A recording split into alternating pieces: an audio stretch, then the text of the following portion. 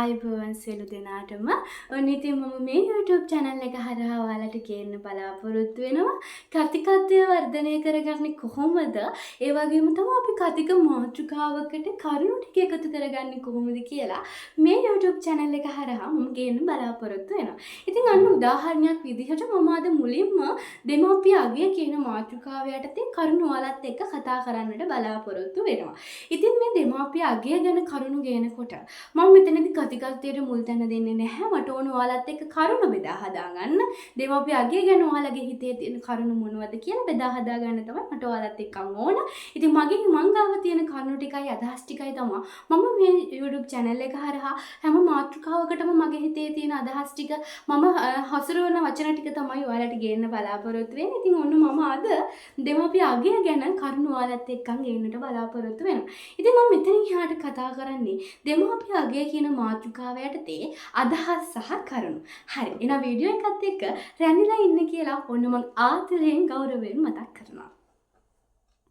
මව්පිය උතුම්මය අපගේ පෙර දෙවිවරුමය අප රකින්නෝමය වන්දිමි මව්පියෝ දෙදෙනාම හිමය.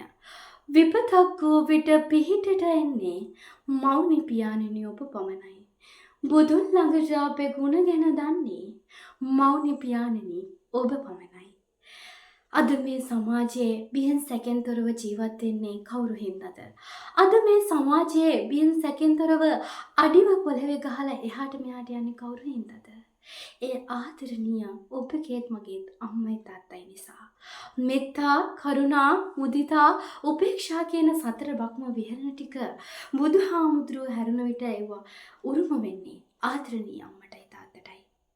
මේ සමාජයේ ලේ දහඩිය දහස් ගණන් මේ මහ පොළවට වට්ටලා රතු ලේ ටික සුදු කිරිවලට හරවලා අපව උස්මහත් කරේ ඒ ආදරණීය අම්මා. ලේ දහඩිය දහස් ගණන් මේ මහ පොළවට වට්ටලා අපිට ඕන කියන දේ අරන් දුන්නේ ඒ ආදරණීය තාත්තා. මේ අම්මයි තාත්තයි කියලා කියන්නේ ඒ දෙන්නගේ ಗುಣ ගැන කතා කරලා නිම කරන්නට බැරි තරම්. මට මතක් වෙනවා මෙන්න මෙහෙම කවි පද හතරක්. බඩගිනි වෙලා මා කිය කල පුතු කෙගෙට මැනලා වී පතක් දුන්නයි මල්ලකට ගන්දෝ නොගන්දෝ කියලා සිතුනි මට මැනලද පුතේ කිරි දුන්නේ මානමට. බලන්න එදා සමාජයේ මැනලා හෝ වී පතක් දුන්නා. අද සමහරක් අය අම්මයි තාත්තයි ගෙදරින් පන්නා ගන්නවා. ඒක නිසා තමයි මහලු නිවාස වැඩිහිටි නිවාස ඉදි වෙලා තියෙන්නේ. ඒ ආදරණීය අම්මටයි තාත්තටයි සැලකනවා නම් මොකටද මහලු නිවාස? මොකටද වැඩිහිටි නිවාස? ආදරණීය අම්මයි තාත්තයි නැති දවසට තමයි ඒ ආදරණීය අම්මගේ තාත්තගේ වටිනාකම තේරෙන්නේ. උදාහරණයකට බලන්න අජාසත් රජතුමා දිහා. අජාසත් රජතුමාට පියාගේ වටිනාකම තේරෙනකොට බිම්බිසාර රජතුමා ජීවතුන් අතර සිටියේ නැහැ. අන්න ඒ වගේ තමයි අපිට අපේ ආදරණීය අම්මගේ තාත්තගේ වටිනාකම තේරෙන්නේ.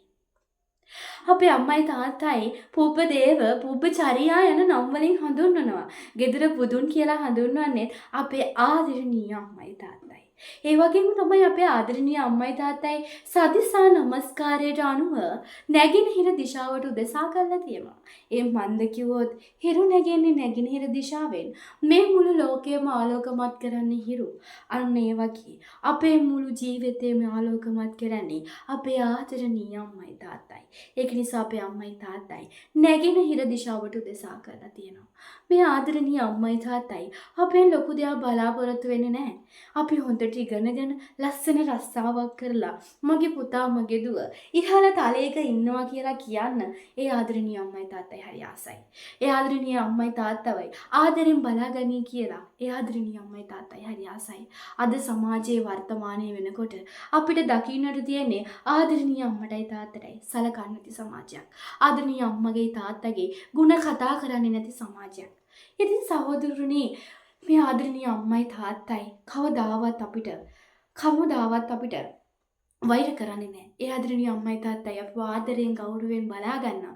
අපිට ඕන කියන දේ අරන් දෙනවා. අපිට නරකක් කරන්නේ අපිට හොඳක්මයි කරන්න බලන්නේ. ඒ අම්මයි තාත්තයි කියන්නේ කතා කරලා ඉවර කරන්න බැරි ಗುಣ කඳවල් ටිකක්.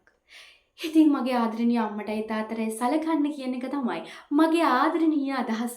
ඔයාලට දෙන සමාජයට දෙන පණිවිඩය තමයි මේ ආදරණීය අම්මයි තාත්තවයි ආදරෙන් බලාගන්න කියන එක. අම්මගේ තාත්තගේ චූටි චූටි හීනවලට අත්තටු දෙන්න කියන එක තමයි මම ඔයාලගෙන් බලාපොරොත්තු වෙන්නේ.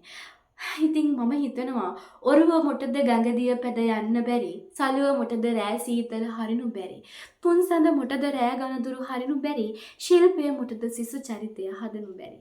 ඉතින් මම බලාපොරොත්තු වෙනවා කවුරු නොසලකුවත් මගේ සහෝදර සහෝදරයන් සියලු දෙනාම ආදරණීය අම්මයි තාත්තයි බලාගනි කියලා.